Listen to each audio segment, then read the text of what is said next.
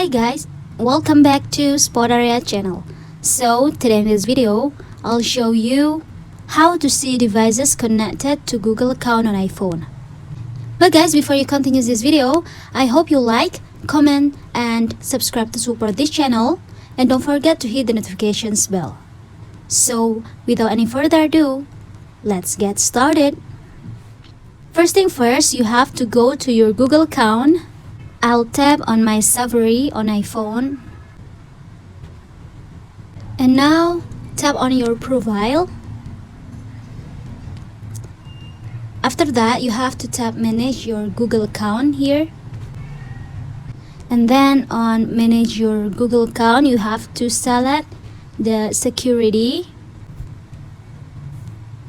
After that, you have to scroll it down. And then when you see your devices, there are the place where you are currently signed in into your Google account. For more details, select find a lost device. So here you are. Yeah guys, just it. Thanks for watching this video. I'll see you soon on the next one. But don't forget to leave your comment in the column below. And good luck!